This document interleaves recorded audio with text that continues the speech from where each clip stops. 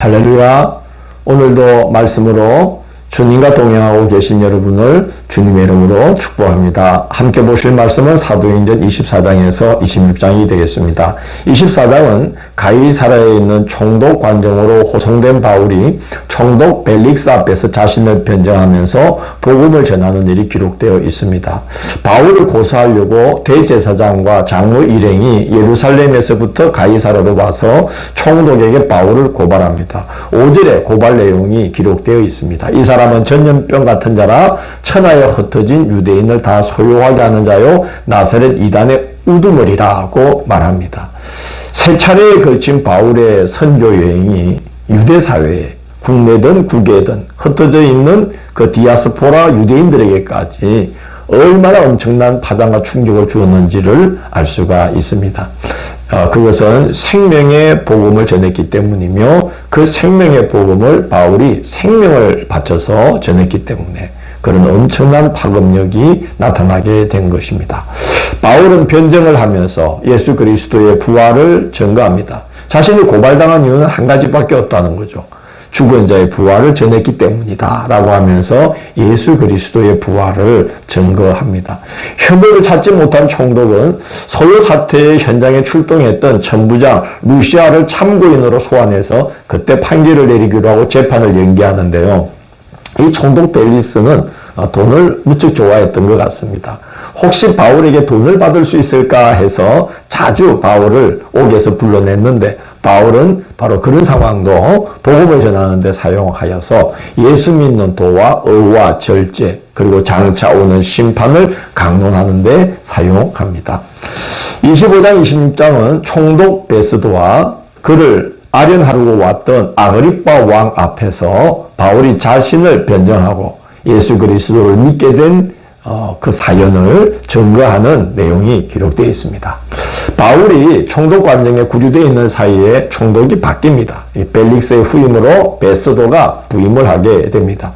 부임 인사를 하러 예루살렘에 올라가서 예루살렘의 지도층 인사들과 만나고 있는데 대제사장들과 유대인의 고관들이 바울을 고소하면서 바울을 예루살렘으로 보내달라고 요청합니다. 길에 매복했다가 바울을 죽이려고 그랬던 것이죠.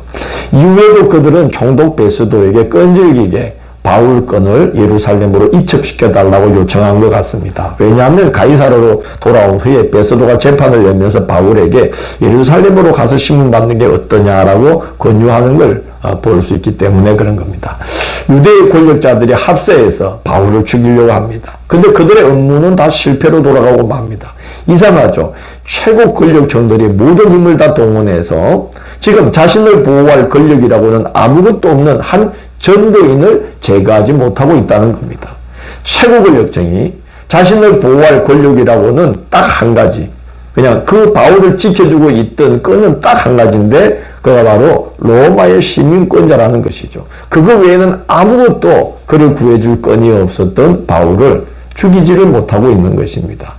바울은 로마의 시민권자였습니다. 그래서 로마법을 따라 그를 처리해야만 했는데 바울은 베스도에게 가이사 앞에서 가이사 앞에서 판결을 받겠다면서 상소를 했기 때문에 그를 유대인들에게 내어줄 수 없게 되었습니다. 하나님의 주권을 느낄 수 있는 장면이죠. 하나님은 바울에게 일찍이 그 한 가지 끈을 예비해 놓으셔서 그 하나로 복음을 가로막는 악인들의 만 가지 계략이 무용지물이 되게 만드십니다. 25장 11절을 보면 바울이 베스도에게 내가 가이사께 상소하노라고 말합니다. 말하자면 대부분의 내가 상고하겠다는 겁니다. 바울의 이 한마디가 만 가지 계략을 무효화시킬 뿐만 아니라 바울이 로마로 가는 길이 열리는 한마디가 됩니다. 하나님의 지혜와 모략이 얼마나 놀랍습니까?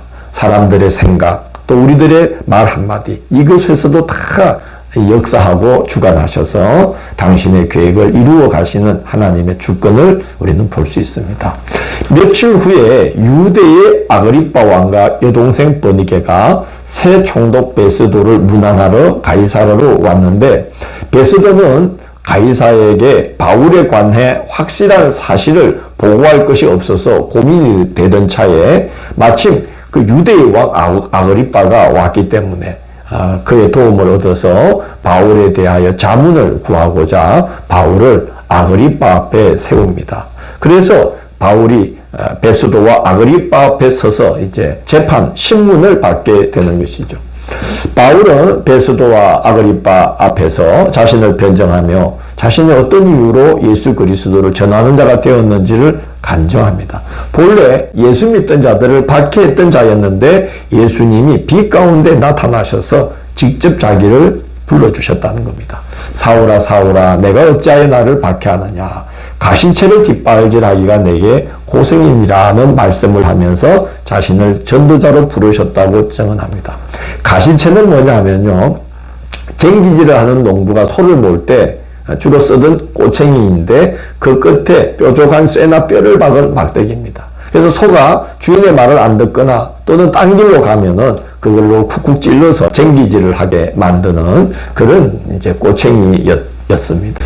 가시체를 뒷발질하기가 내게 고생이니라 라는 이 말은 당시 통용되던 격언인데요. 신을 대적하는 행동은 어리석고 무모하며 소용없다는 교훈을 담은 격언입니다.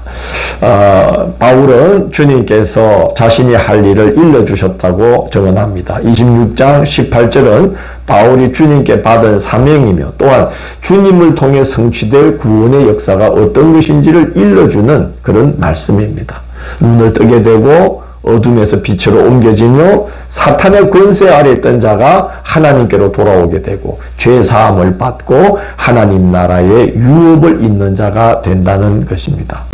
바울은 자신이 예수님을 만난 사건을 간증하면서 재판장을 복음 전하는 자리로 활용하고 있습니다. 아그리빠가 바울이 짧은 변증의 시간조차 전도하는 데 사용하고 있음을 눈치채고 네가 적은 말로 즉 짧은 시간에 나를 권하여 그리스도인이 되게 하려 하는도다 라면서 꾸짖자 바울은 참 놀라운 대답을 합니다. 말이 적으나 많으나 당신뿐만 아니라 오늘 내 말을 듣는 모든 사람도 다 이렇게 결박된 것 외에는 나와 같이 되기를 하나님께 원하나이다 라고 말합니다. 이 말은 세상 모든 사람들이 예수님 때문에 나처럼 구원받았으면 좋겠다, 예수님 때문에 나처럼 되면 좋겠다고 말한 것입니다. 바울은 주 예수 그리스도 안에서 인생이 간단하게 정리된 사람인 걸 볼 수 있습니다.